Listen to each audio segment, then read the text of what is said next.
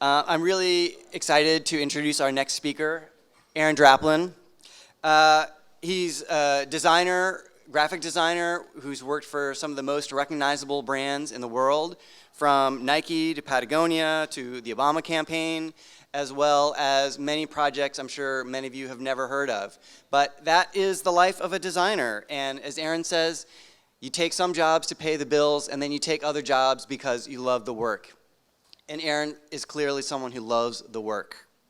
If you ever followed him on social media, you'll see that he spends a lot of time combing through archives and dusty basements, rediscovering amazing pieces of design heritage and celebrating that work. But not only celebrating the work, he's also celebrating the people that create that work. And I think that's really, really important. He's really someone who has a deep respect for the work ethic of a designer, and I think that's something that resonates with a lot of us here, and one of the reasons why we wanted to bring him today. I think with Aaron, he's also extremely open with sharing and sharing his knowledge with other people. There are really no secrets with Aaron. There's just a lot of hard work. So please welcome Aaron Draplin. Turn that shit up. Turn that shit up. Okay, let me test my multimedia here. Gotta get to my mosaic filter.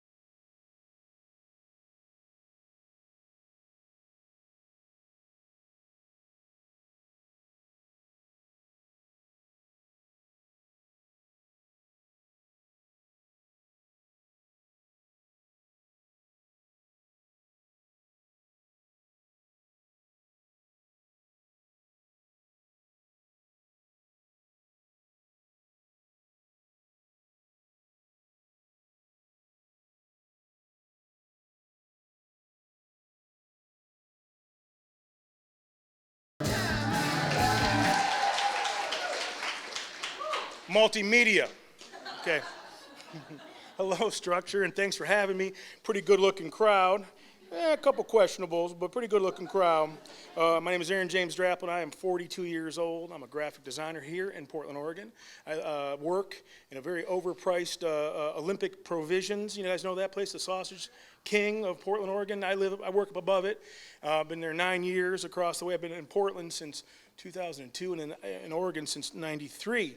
But a big old Rose City appreciation to Michelle and Sam and Struktur and Mike Goat Farm Montero, who's the big gun guest of honor here, the show better be good this afternoon. I'm just going to say it one time. And all of you eyeballing me right now, thanks you guys, thanks. So here's our disclaimer. You guys need to sign off from our legal team.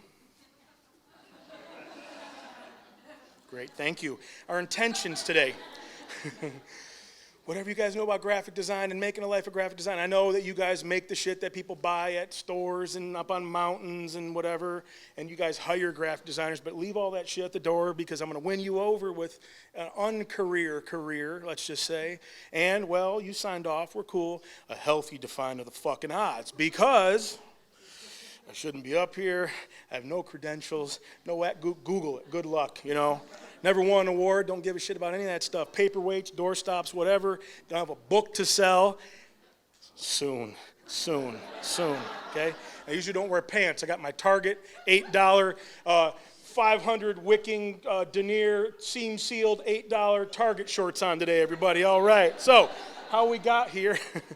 I'm from Michigan. I'm right the hellhole of the upper Midwest. Detroit, specifically, was born there. My mom and dad were counterculture, freedom-loving kind of hippies in Detroit. My dad was a steel worker, and when I was about 4, we go from Detroit up to northern Michigan, which was beautiful and backwoods and bucolic, and there was hunting, fishing, snowmobiling, skiing, and all that kind of stuff up there.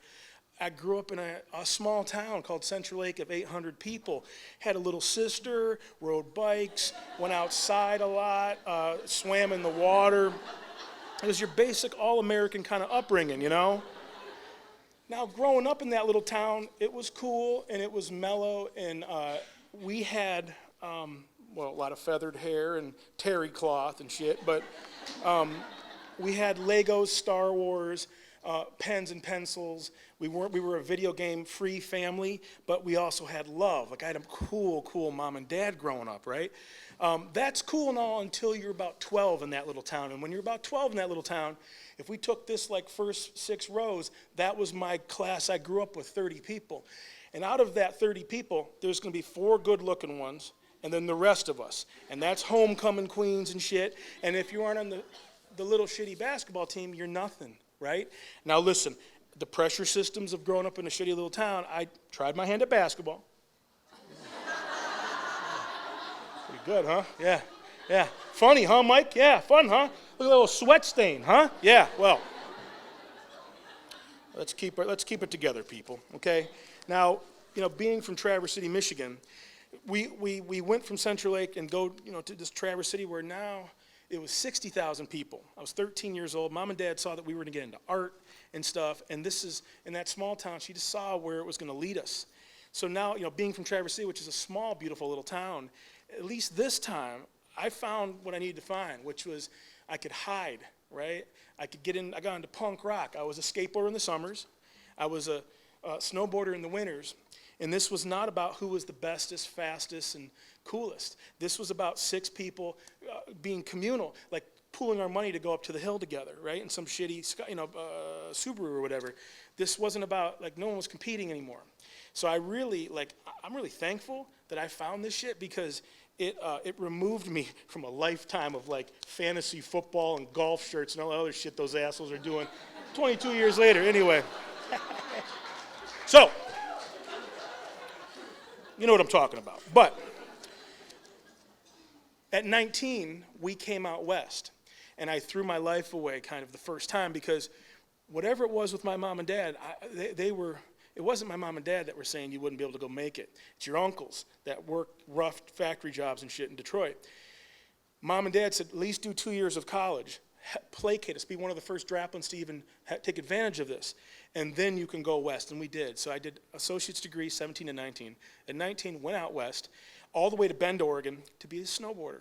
When it mattered, we were 19 at Mount Bachelor and had 0 money, but had each other, 6 of us, and got to the tops of Baker, all over Oregon, up and down the coast, on no budget.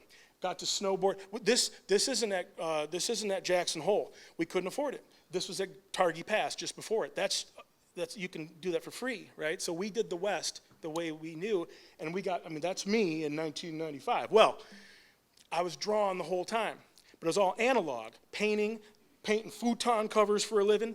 I didn't have a computer yet, right? Now, I did my first snowboard graphic for a couple $100, and that's the first taste that maybe I could make a living in this stuff. So I needed a computer.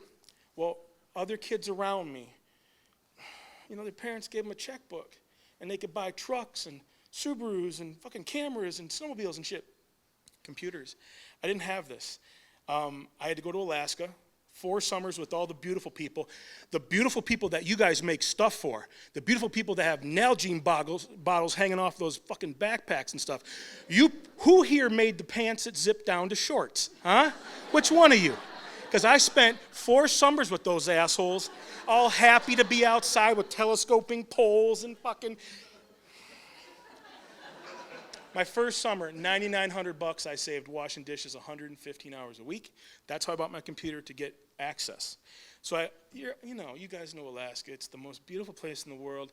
Everyone spends their money on the stuff you guys make, kayaks, weed, fucking daggers and shit. I saved everything to go to college, to get my computers, to pay off credit cards and stuff, right? While you're enjoying your nice lives making the gear that these people would spend their money on. I worked a lot, and I would sleep in between shifts, and if you look real close, someone put a mosquito on my lip. Yeah, fun, right? Dwayne, hey, nice to see you. All right, okay, listen. So I go back to Minnesota because I want to go to art school, but I was told, you go LA or New York, and that's it. But I went there because they picked me as much as I picked Minneapolis. I got a scholarship at this big art school. All my heroes were from there, your Chuck Andersons, your replacements, and Husker Du's. These are still underdogs, right? But this stuff was attractive to me because I will always be an underdog. But there, in 1998, who remembers graphic design in 1998?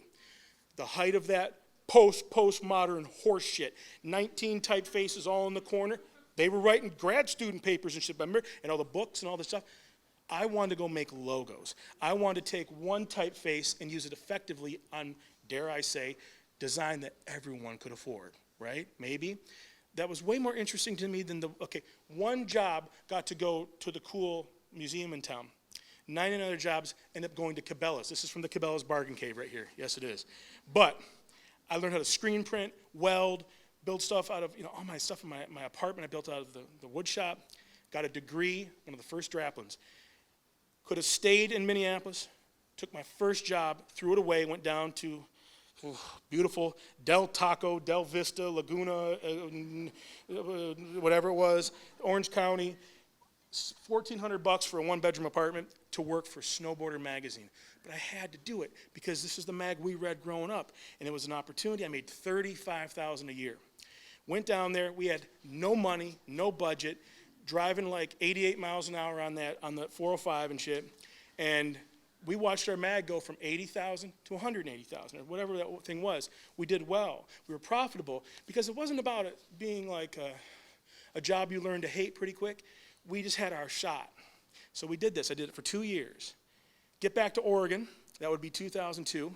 I get an incredible job at this Cinco Design agency, which is still, the Cinco Design office is still a hot place in town.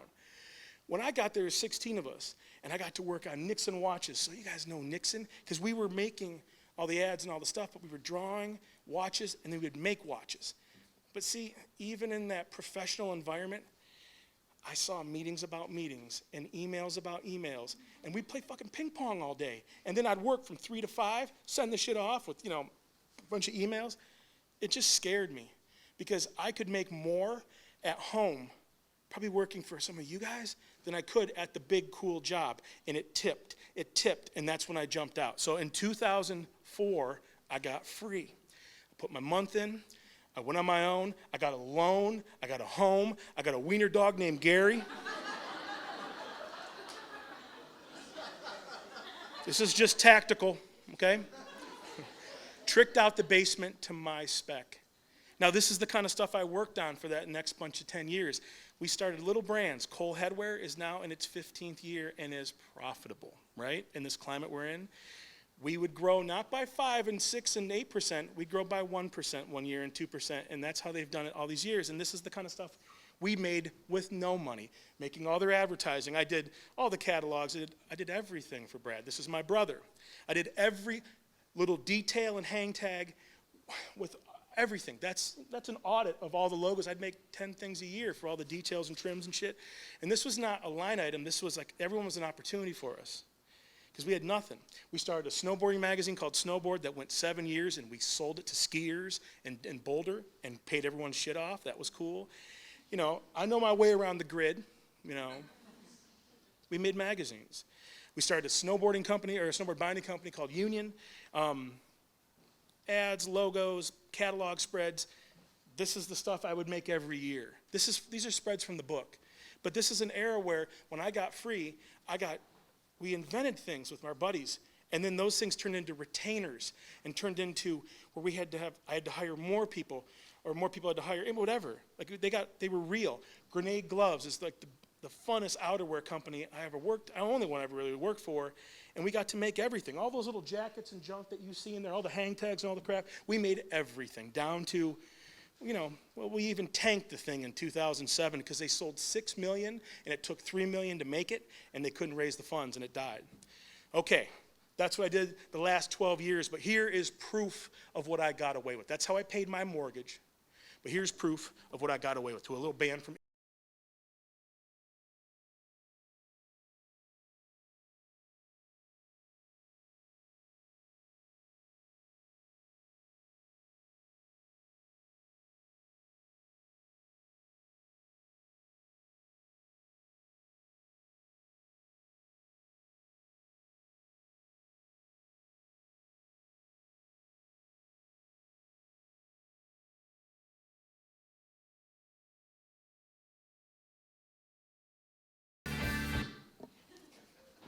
So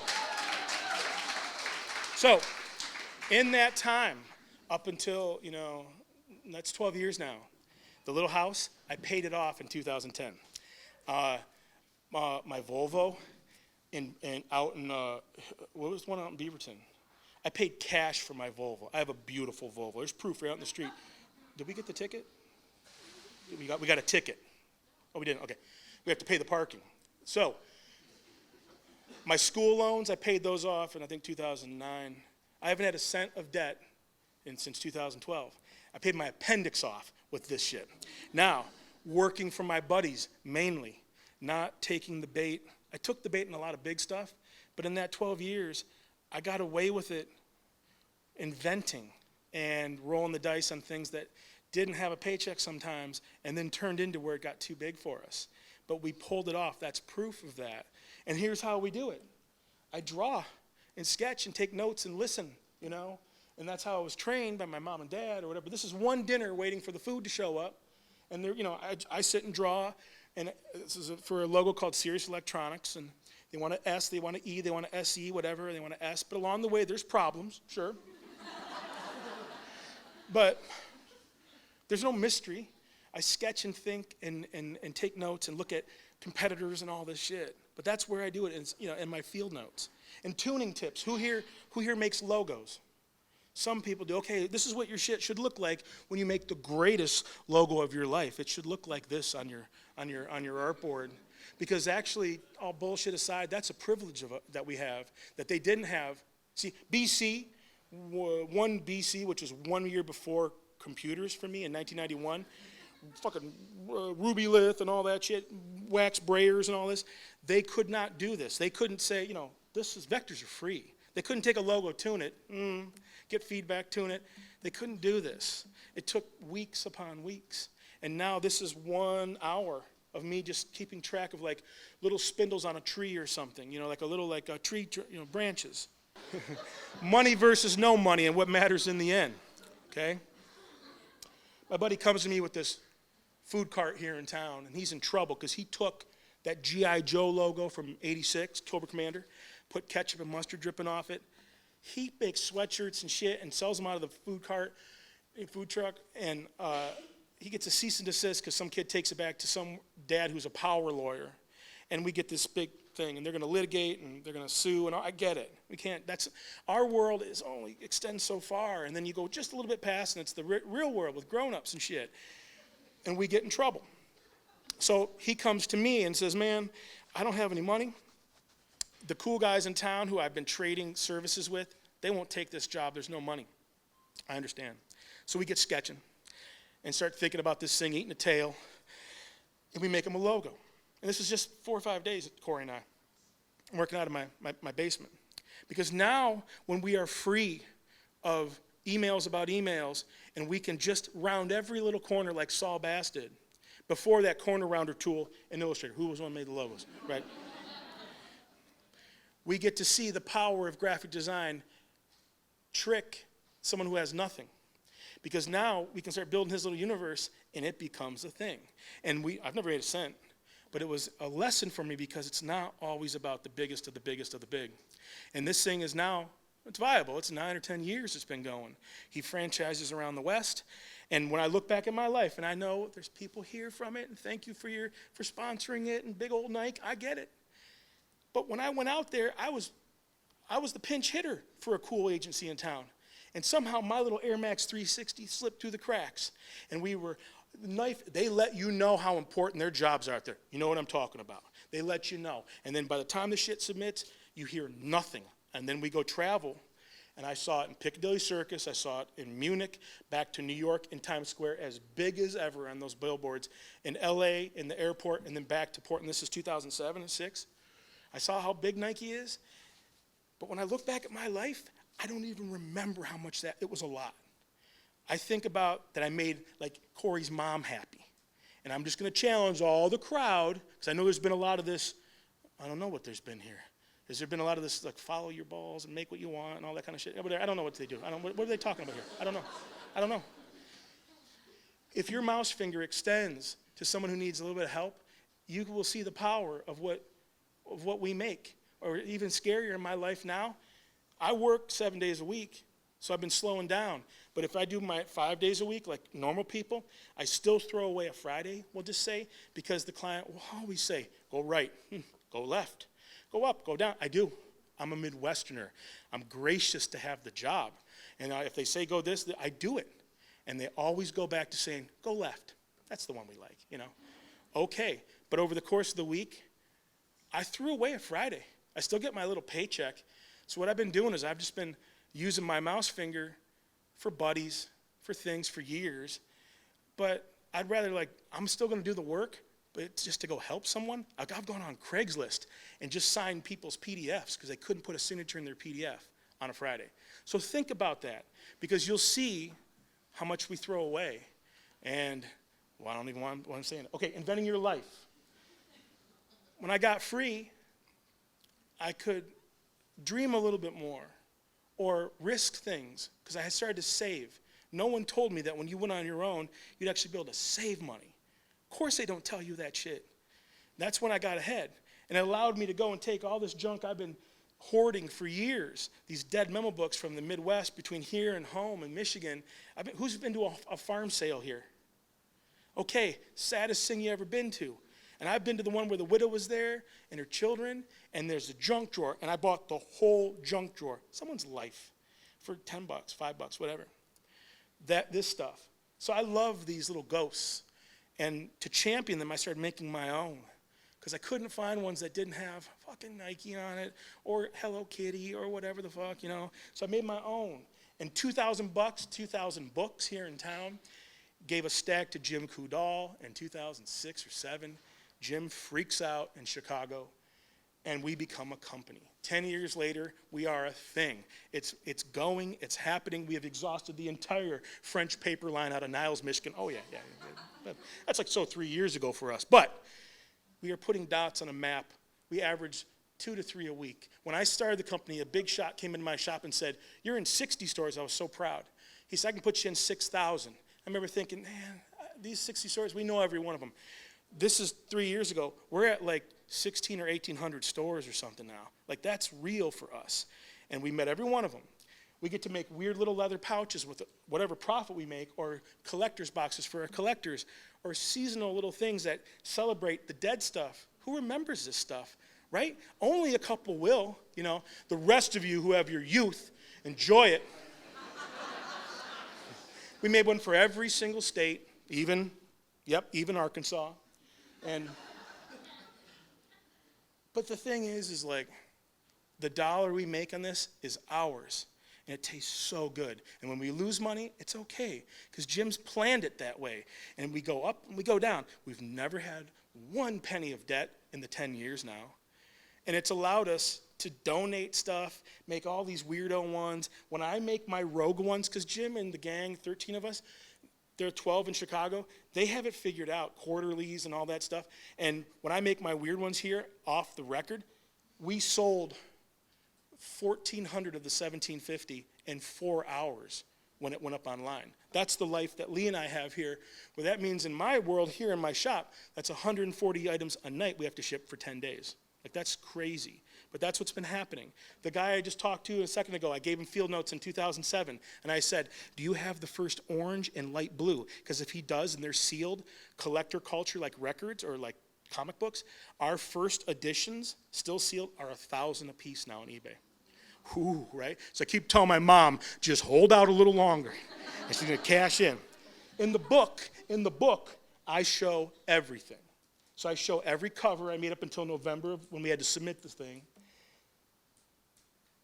There's no mystery. I made notes and made mistakes and had drawings and things and stuff. And my policy is if it's a sticker off a banana, you stick it. And where does it go? It goes in your field notes. So drawing, making lists, thinking, it's all in this book that I'm making, because I wanted to show that you have to sketch.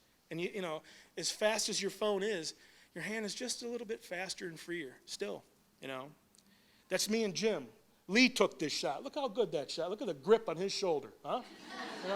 Because he gave me a life, really. I paid my mom's house off last year with this shit, and she's 70. That's pretty cool. So thank you for buying these and using these, and whoever buys them, thank you. Okay, what do people do for fun in Portland, Oregon? Let me tell you what they do for fun. They stand in line for brunch, okay? They buy $14 drinks from assholes calling themselves mixologists. Yes, they do. Yes, they do. Yes, they do. But when I get free time, I go junking. And I have been everywhere. You could die in that van. You could live in that van. I have been everywhere going to shit like this, okay? Okay, look at, ooh, right? That doesn't get you excited? That doesn't get you excited? What, some kind of like seam sealing will get you guys all whipped up or something? Some, Cordura Denier, I don't know what's going on. Okay. With people like this. Ooh.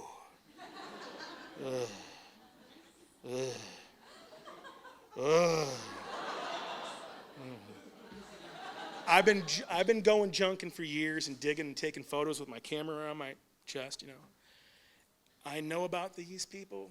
I got to meet Massimo Vignelli. These are the heroes of graphic design. I know. The books and the things. But I love this stuff. I love this stuff because design now is all this, it's real cake decoratory, and there's shows on TV about it sometimes, and then we celebrate these things that there's celebrity designers now. But that's new. And 21 years ago, or 29 years ago, or 50 years ago, the next 15 slides I'll show you, this is what I have on ice. I've been taking pictures of dead shit for years. So this is one afternoon on the world's longest yard sale. And these are just dead logos, dead things that have restraint, things that you have to always look on the bottom of the box because you'll see who made the box. And that might be the best logo you'll see the whole day. But if you know how to look, you can find this stuff. And you will not see this on that Design Inspiration or whatever cool, yonder camping blog or something. And are they here? Are they here? I know them, but this stuff you will find by the droves. You just have to go dig it up. And I've been collecting it for years, and it might not just be the logos or the sort of innocence of some of the typefaces and forms. It might just be the way they use one color effectively as a lesson that I should never complain when I only have one color to work with on a project. When you make something in metal, it lasts for 10,000s of years, right? And we're complaining about having a million typefaces and a million times the horsepower in this little thing right here than they did when they made better stuff 25 years ago. Now, nostalgia is a weird word, and I don't want you guys, here's the thing, grad students come after me, and I'll just say it clearly, I don't want to go back to 1950 when my friends who don't look like me couldn't do the same shit. Fuck that. I'm not going to let a grad student attach me to that. We weren't raised that way. We look at this stuff through eyes of design. I don't want to go back to a time when it was uglier in America. Design, inversely, everything is 50 pounds in a 10-pound bag. But yet, America's getting smarter, at least I hope. When you see these little things, see, that hurts when I get attached to that shit for some kid's thesis, because I'm a target, because I got a big mouth, and I love sharing this stuff. I've never made a penny off it. But that's not the deal. I just like the idea that, see his chin, how it connects? See it? We don't see that in Illustrator now. You know how they figured that out? They had to paint it. And this thing was about this big when they made it. I just went to Hallmark. I've done 20 shows since January. I just went to Hallmark and did the archives tour. What day is today? Monday I went. Archives tour. Every Hallmark card you've ever got in your life, I got to see a bunch of them. And they're about this big when they painted them in 1972 or something. And then they show up this big at your dime store. I got to see that shit. That thing was painted, and they understood the tricks, because when it went this big, and it still works on your button or your snap or something, it still works right now, These are lessons I see, and I don't hear people talking about this on the blogs. You know what I see on the blogs? Star Wars remix posters. That's what I see on the blogs. Yodas and shit. Well, you guys don't look at the blogs? Well, don't. You should. Okay.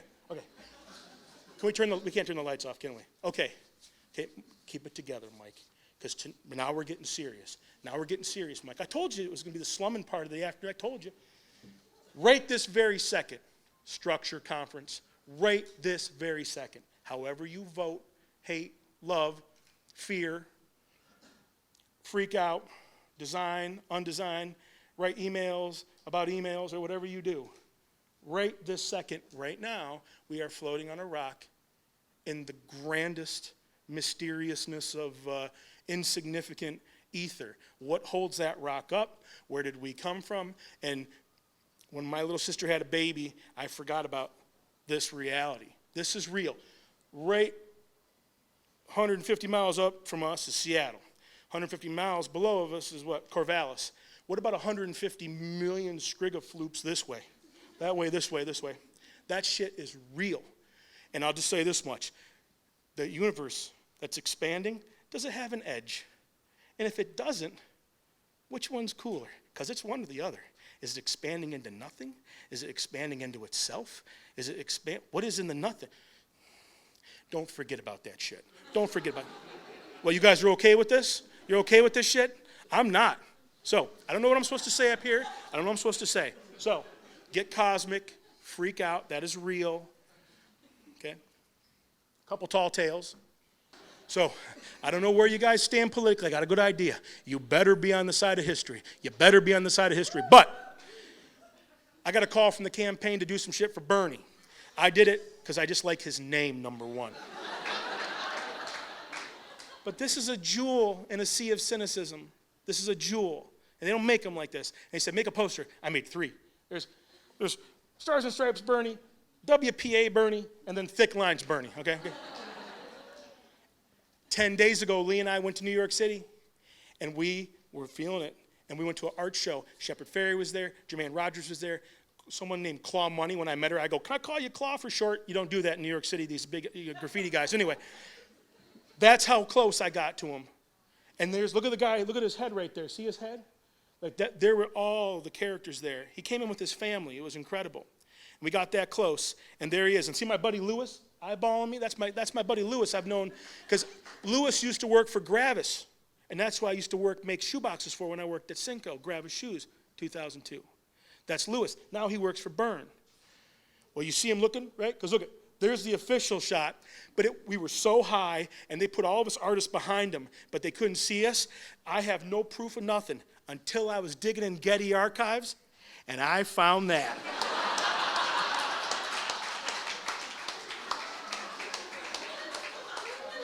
Okay. Space shuttles. What's next for the DDC? Space shuttles. I got to do Sasquatch a couple years ago. This was at TEDx Portland, 3,500 people, and this is the part where I tell the Nike execs, I don't need you. I don't get calls from them anymore either. But I don't need them. It's the truth. I don't need them. My buddies, and this little secret in town, they don't like making jump ropes and shit, but they do. Because it's good work. It's world-class work. But I did those jobs, and when I sat across from a group of runners, 3 of them, little sinewy little pieces of bait.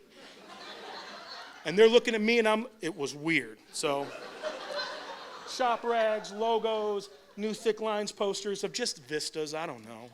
My buddy Mike, just 12 blocks from here, started Finex, and he just filled his second order for $6,500 to Williams and Sonoma. This is real. My dad died, and I got him tattooed on my arm. And while we were laying there up on Sandy in 67, I kind of noticed the eyes were getting weird. I found a bloody toothpick, started to art direct him. He got all bent out of shape.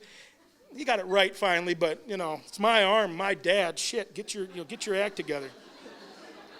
Stuff for Anthony Lakes up in northeastern Oregon. Stuff for Sub Pop Records. In the 90s, I sailed the high seas of piracy with Adobe. Yes, I did. But now I get to write for them. I get to go to all the Adobe Maxes, and I get to be featured this and that and bullshit. But I'm doing my 4th one in October. I made a logo for the Sun. You might as well just go big. You might as well do. Stuff for Target. You guys have heard of Target. Stuff for Vans. They did a documentary. So cool. I got to make one of the first LGBTA cards for Target. Because shit's changing. And the idea that this is happening at Target is cool. And I got to help with this with Lab Partners, Invisible Creatures, and Jessica Hish on this thing. We all made our own. But this is dedicated to my Uncle Terry and Uncle John and their incredible Diana Ross record collection. Yes, it is. Yes, it is. Old 97s records, posters with all sorts of logos and shit. We're selling them right out there. 666 logos. There's a big old Patagonia there, huh? Look at that. I don't even want to go in the store. If I go in the store down there, I'm going to see. That was a T-shirt. And I signed the big one.